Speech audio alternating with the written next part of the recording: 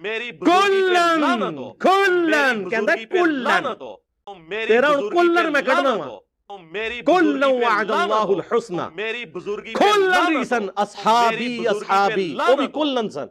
ایک اور سوال آیا ہے ہمارے پاس کہ اہل سنت کا یہ عقیدہ ہے، جیسا کہ اہل سنت کی عقائد کی کتابوں میں درج ہے یہ، کہ کسی کو معین کر کے نہ تو کافر کہا جا سکتا ہے نہ جہنمی کہا جا سکتا ہے، اسی طرح کسی شخص کو معین کر کے جنتی بھی نہیں کہا جا سکتا۔ تو پھر اہل سنت جو ہیں صحابہ کرام کو جنتی کہہ کر اپنے ہی عقیدے کی مخالفت کر رہے ہوتے ہیں۔ جب عقیدہ یہ ہے کہ کسی کو معین کر کے جنتی بھی نہیں کہا جا سکتا، تو پھر صحابہ کرام کو عمومی طور پر جنتی کہہ دینا یا نام لے کر کے فلاں فلاں صحابی جنتی ہے، تو ان کو جنتی کہنا یہ خود اہل سنت کا اپنے عقیدے سے انحراف ہے۔ تو اس کا جواب یہ ہے کہ قطعاً اہل سنت اپنے عقیدے سے انحراف نہیں کرتے۔ اہل سنت تو ہے ہی وہی جو قرآن و سنت کے مطابق اپنے عقائد و اعمال کو استوار کرتا ہے، اس کے مطابق زندگی بسر کرتا ہے، وہی اہل سنت ہے۔ اہل سنت کوئی لیبل نہیں ہے کہ بس لیبل لکھ کے لگا لیا تو بس اہل سنت بن گئے۔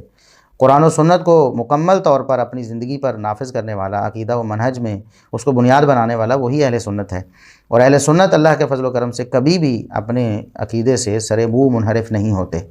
اہل سنت کا جو عقیدہ آپ نے بیان کیا ہے بالکل ٹھیک ہے، لیکن یہ آپ نے ناقص بیان کیا ہے۔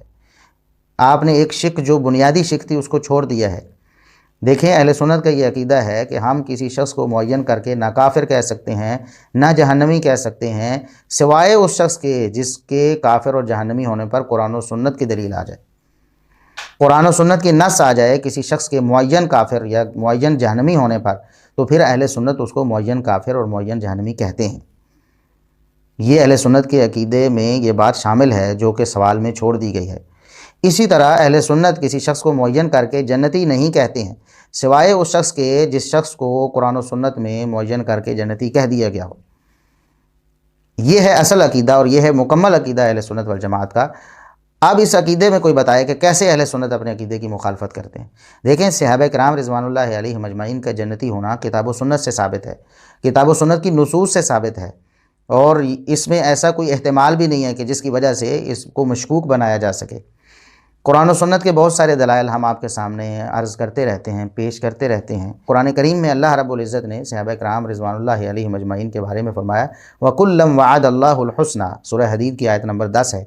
کہ اللہ رب العزت نے سب کے ساتھ جنت کا وعدہ کیا ہے۔ اور یہ آیت اگر مکمل طور پر پڑھیں پیچھے سے سیاق و سباق سے، تو اللہ رب العزت نے فرمایا فتح سے پہلے مسلمان ہونے والے جو صحابہ کرام ہیں ان کا بڑا اعلیٰ درجہ ہے، ان کی قربانیاں زیادہ ہیں،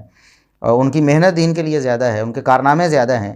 اور بعد والے جو ہیں وہ پہلوں کے مقابلے میں فتح کے بعد مسلمان ہونے والے جو ہیں اور ایمان لانے والے، جہاد کرنے والے، اللہ کی راہ میں مال خرچ کرنے والے، وہ پہلوں کے برابر نہیں ہو سکتے۔ مقام میں تفاوت ضرور ہے، لیکن وَكُلًّا وَعَدَ اللَّهُ الْحُسْنَى، کوئی فتح سے پہلے ایمان لایا ہے یا کوئی فتح کے بعد ایمان لایا ہے، اللہ رب العزت نے سب کو جنت کا وعدہ دے دیا ہے۔ تو یہ آیت نص ہے اس بات پر کہ سارے صحابہ جنتی ہیں، چاہے شروع میں ایمان لائے ہوں چاہے آخر میں ایمان لائے ہوں، فتح سے پہلے ایمان لائے ہوں فتح کے بعد ایمان لائے ہوں، سارے کے سارے جنتی ہیں۔ وَكُلًّا وَعَدَ اللَّهُ الْحُسْنَى، یہ نص ہے، اس لیے اس نص کی بنیاد پر ہم سارے صحابہ کرام کو جنتی سمجھتے ہیں۔ اس کے علاوہ سورہ توبہ کی آیت نمبر 100 ہے وَالسَّابِقُونَ الْأَوَّلُونَ مِنَ الْمُهَاجِرِينَ وَالْأَنصَارِ وَالَّذِينَ اتَّبَعُوهُمْ بِإِحْسَانٍ رَضِيَ اللَّهُ عَنْهُمْ وَرَضُوا عَنْهُ، کہ وہ لوگ جو شروع میں ایمان لے آئے، السابقون الاولون جنہیں کہتے ہیں، مہاجرین میں سے بھی ہیں السابقون الاولون اور انصار میں سے بھی ہیں، یہ سب لوگ بھی والذین اتبعوہم بإحسان، اور جو بعد میں احسان کے ساتھ ان کے پیچھے چلے، یعنی بعد میں ایمان لائے، جو شروع میں السابقون الاولون میں شامل ہو گئے اور جو بعد میں ان کے پیچھے ایمان لائے،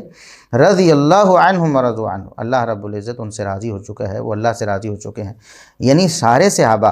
چاہے وہ السابقون الاولون میں سے ہوں، چاہے وہ فتح سے پہلے کے ہوں، چاہے وہ بعد میں ایمان لانے والے ہوں، فتح کے بعد ایمان لانے والے ہوں، سب سے اللہ بھی راضی ہو چکا ہے اور سب کو جنت کا وعدہ بھی اللہ رب العزت نے دے دیا ہے۔ اس لیے ہم سارے صحابہ کو جنتی مانتے ہیں، یہ ہمارے عقیدے کا اور ایمان کا لازمی جز ہے، کیونکہ قرآن و سنت میں یہ بیان ہو گیا ہے، اور جو شخص قرآن و سنت کے مطابق عقیدہ نہ رکھے وہ اہل السنہ والجماعہ میں شامل نہیں ہو سکتا۔ اپنا نام چاہے سنی رکھے یا اہل سنت رکھے یا کوئی بھی رکھے، اہل سنت تب ہوگا، سنی تب ہوگا جب قرآن و سنت کے مطابق اس کا عقیدہ ہوگا۔ تو صحابہ کرام رضوان اللہ علیہم اجمعین کے بارے میں ہم ایمان ان کے مومن ہونے کی گواہی دیتے ہیں، ان کے جنتی ہونے کی گواہی دیتے ہیں، اللہ کے ان سے راضی ہونے کی گواہی دیتے ہیں، اس لیے کہ کتاب و سنت کے واضح دلائل موجود ہیں اس بات پر۔ یہ اہل سنت کے عقیدے کے خلاف نہیں ہے، اہل سنت کا عقیدہ یہی ہے کہ جس شخص کے جنتی ہونے کی بات کتاب و سنت سے ثابت ہے، ہم اس کے جنتی ہونے کی گواہی دیتے ہیں، بالکل دیتے ہیں، اور ہم اس سے اگر پیچھے ہٹیں تو پھر ہم اہل سنت ہی نہیں ہیں، کیونکہ ہم قرآن و سنت کی مان ہی نہیں رہے پھر تو۔ دوسری بات یہ ہے کہ یہ جو وسوسہ ڈالا جاتا ہے، یہ جو اشکال لوگوں کے سامنے پیش کیا جاتا ہے، یہ ان صحابہ کرام کے بارے میں پیش کیا جاتا ہے کہ جنہیں ان عمومی فضیلتوں کے علاوہ، اس عمومی شرف کے علاوہ خصوصی فضائل بھی نصیب ہوئے ہیں۔ مثال کے طور پر روافظ اور نیم روافظ سیدنا مغیرہ بن شعبہ رضی اللہ عنہ پر طعن کرتے ہیں، ان کے ایمان کو مشکوک بنانے کی کوشش کرتے ہیں، یا ان کی خدمات جلیلہ کو مسخ کرنے کی کوشش کرتے ہیں، یا ان کی فضیلت کو رد کرنے کی کوشش کرتے ہیں۔ تو مغیرہ بن شعبہ رضی اللہ عنہ کون ہیں؟ یہ تو بیت رضوان والے ہیں، جن کے بارے میں اللہ رب العزت نے ارشاد فرمایا۔ دیکھیں، ایک عمومی سب صحابہ کو، پہلے ایمان لانے والے سابقون الاولون مہاجرین میں انصار میں سے اور بعد میں ایمان لانے والے، سب کے بارے میں بھی فرمایا رضی اللہ عنہم ورضوا عنہ، اور اہل بیت رضوان کے بارے میں پھر خصوصی طور پر فرمایا اللہ ان سے راضی ہو گیا، بلکہ انہوں نے جب بیت رضوان کی تو اللہ رب العزت نے فرمایا ید اللہ فوق ایدیہم، ان کا ہاتھ نبی پاک صلی اللہ علیہ وسلم کے ہاتھ کے اوپر ہے، اور ان کے اوپر اللہ رب العزت کا ہاتھ ہے، تو ید اللہ فوق ایدیہم یہ ان کے لیے ایک فضیلت ہے۔ اسی طرح فعلم ما فی قلوبہم، اللہ رب العزت نے ان کے دلوں کو پرکھ لیا تھا، وہ دلوں کے سچے اور سچے تھے، یہ بھی ان کی فضیلت ہے۔ تو ایسے لوگوں کے بارے میں کوئی شخص شبہ کرے، یعنی عمومی صحابیت بھی اگر کسی کو حاصل ہو گئی ہے، کوئی خاص فضیلت نہیں بھی، تب بھی شرف صحابیت اتنا بڑا شرف ہے کہ اس کے بعد کسی اور شرف کی احتیاج نہیں ہے جنتی ثابت ہونے کے لیے یا اللہ کا پسندیدہ ثابت ہونے کے لیے۔ لیکن جن صحابہ کرام کو خصوصی فضائل بھی ملے ہوئے ہیں، یہ بدبخت ان کے فضائل کا بھی انکار کرتے ہیں، اور اصل میں حملہ بھی ان کی ناموس پر کرنے کی کوشش کرتے ہیں۔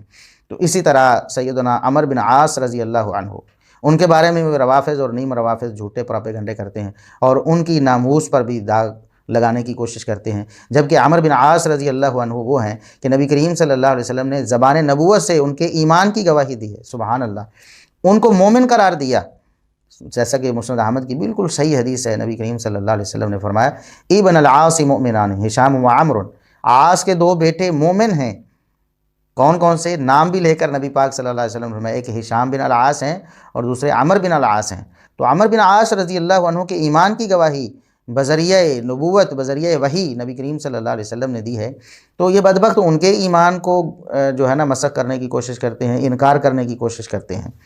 اسی طرح سیدنا ابو موسیٰ اشعری رضی اللہ عنہ ہیں۔ ابو موسیٰ اشعری رضی اللہ عنہ کیسے جلیل القدر صحابی ہیں کہ نبی کریم صلی اللہ علیہ وسلم نے ان کے بارے میں فرمایا مؤمن منیب، یہ تو اللہ رب العزت کے بڑے ہی پیارے، بڑے ہی مقرب مومن ہیں۔ تو جن کے ایمان کی گواہی اور جن کی انابت اللہ رب العزت سے قرب اور تعلق کی گواہی محمد الرسول اللہ صلی اللہ علیہ وسلم زبان نبوت سے دیں، یہ بدبخت ان کے ایمان پر شک کرنے کی کوشش کرتے ہیں یا ان کی ناموس پر کیچڑ اچھالنے کی ناکام کوشش کرتے ہیں۔ اسی طرح سیدنا معاویہ بن ابی سفیان رضی اللہ عنہما، ان کے خلاف بھی یہ اپنے دلوں میں بغض رکھتے ہیں، ان کے فضائل کا انکار کرنے کی کوشش کرتے ہیں، حالانکہ شرف صحابیت کے علاوہ بھی بہت سارے شرف ہیں جو انہیں حاصل ہو چکے ہیں۔ خود محمد الرسول اللہ صلی اللہ علیہ وسلم نے ان کو جنت کی بشارت دی ہے صحیح بخاری میں، جیسا کہ ہم پہلے بھی تفصیل سے بیان کر چکے ہیں کہ 2924 بھی اور 2799 بھی دو حدیثیں امام بخاری رحمۃ اللہ لے کے آئے ہیں، مختلف الفاظ کے ساتھ ہیں، دونوں کا مطلب اور مفہوم یہی ہے کہ سب سے پہلا لشکر جو غزوہ بحر کرے گا وہ سارے کے سارے ان کے لیے جنت ابھی سے الاٹ ہو چکی ہے، حالانکہ وہ غزوہ بحر نبی کریم صلی اللہ علیہ وسلم کے عہد مبارک کے بعد، سیدنا ابو بکر رضی اللہ عنہ کے عہد مبارک کے بھی بعد، سیدنا عمر رضی اللہ عنہ کے عہد مبارک کے بھی بعد، سیدنا عثمان رضی اللہ عنہ کے عہد مبارک میں ہوا، لیکن نبی کریم صلی اللہ علیہ وسلم اپنی حیات مبارکہ میں فرما رہے ہیں بذریعہ وحی کہ پہلا لشکر جنہوں نے غزوہ بحر کرنا ہے قد اوجبوا، انہوں نے تو جنت الاٹ کروا لی ہے، ان کی جو جنت پکی ہو چکی ہے۔ اب جنت کی گواہی تو محمد الرسول اللہ صلی اللہ علیہ وسلم دے رہے ہیں، تو یہ عمومی صحابہ پر اعتراض نہیں ہوتا۔ صحابہ اصل میں تو ان کا نشانہ چند ایک صحابہ کرام ہیں جو مطلب روافظ کے لیے نشانہ ہے، باقی تو عموماً وہ تو سارے صحابہ کو مشکوک اس لیے بناتے ہیں نا کہ سب کو مشکوک بنا دو، ایک ایک پر ہمیں طعن کرنے کی بار بار جو ہے نا وہ کوشش نہ کرنی پڑے، سارے ہی صحابہ مشکوک ہو جائیں، ورنہ ان کا جو نشانہ ہے وہ تو چند ایک صحابہ کرام ہوتے ہیں، اکثر کو تو وہ جانتے ہی نہیں ہیں، ان پر انہیں طعن کرنے کا کیا مقصد ہوگا۔ اصل میں تو وہ چند ایک ہی صحابہ کرام رضوان اللہ علیہم اجمعین ہیں جن پر یہ لوگ طعن کرنے کی کوشش کرتے ہیں۔ تو سیدنا معاویہ رضی اللہ عنہ، نبی کریم صلی اللہ علیہ وسلم نے انہیں جنت کی بشارت دی ہے۔ اب ایسے جو صحابہ کرام ہیں ان کے بارے میں یہ اس طرح کے اشکال اور وسوسے پھیلا رہے ہوتے ہیں کہ دیکھو جی نبی پاک صلی اللہ علیہ وسلم کہ سارے صحابہ کو آپ کیسے جنتی کہہ سکتے ہیں جی، جنت کی گواہی کسی کے بارے میں کیسے دے سکتے ہیں جی، یہ تو اہل سنت کے عقیدے کے خلاف ہے۔ آپ کو زیادہ پتہ ہے اہل سنت کے عقیدے کا، ہم اللہ کے فضل و کرم سے اہل السنہ والجماعہ ہیں، ہم اللہ کے فضل و کرم سے آپ سے بہت بڑھ کر جانتے ہیں کہ اہل سنت کا عقیدہ کیا ہے۔ اہل سنت کا عقیدہ یہ ہے کہ ہم کسی کے بارے میں جہنمی ہونے کی گواہی بھی نہیں دے سکتے سوائے اس شخص کے جس کے جہنمی ہونے کی گواہی قرآن و سنت نے دے دی ہے، ہم اس کو جہنمی کہیں گے۔ اور اسی طرح ہم کسی کو معین کر کے جنتی بھی نہیں کہہ سکتے سوائے اس شخص کے جس کو معین کر کے جنتی قرآن و سنت نے کہہ دیا ہے۔ تو سیدنا معاویہ رضی اللہ عنہ کو جنتی کہہ دیا گیا ہے قرآن و سنت میں، اور دیگر صحابہ کرام جن پر آپ طعن کرتے ہیں ان کو بھی جنتی کہہ دیا گیا ہے قرآن و سنت میں۔ لہٰذا اہل سنت والجماعت کا عقیدہ بالکل قرآن و سنت کے مطابق ہے، اور وہ اپنے عقیدے سے سرے منہ بھی منحرف نہیں ہے، اپنے عقیدے پر بالکل کاربند ہیں اللہ کے فضل و کرم سے۔ صحابہ کرام کے بارے میں ہمارا بالکل واضح اور دو ٹوک عقیدہ ہے، اور یہ شروع سے لے کر 1400 سال سے ایسے ہی عقیدہ چلا آ رہا ہے کہ صحابہ کرام سارے کے سارے جنتی ہیں، سب کے سب اللہ کے پسندیدہ اور محبوب ترین افراد ہیں، یہ سارے کے سارے اولیاء اللہ ہیں، ان سے بڑھ کر انبیاء اور رسولوں کے بعد کوئی ولی نہیں، ان سے بڑھ کر انبیاء اور رسول کے بعد سب سے بڑے ولی اس کائنات میں وہ صحابہ کرام رضوان اللہ علیہم اجمعین ہیں۔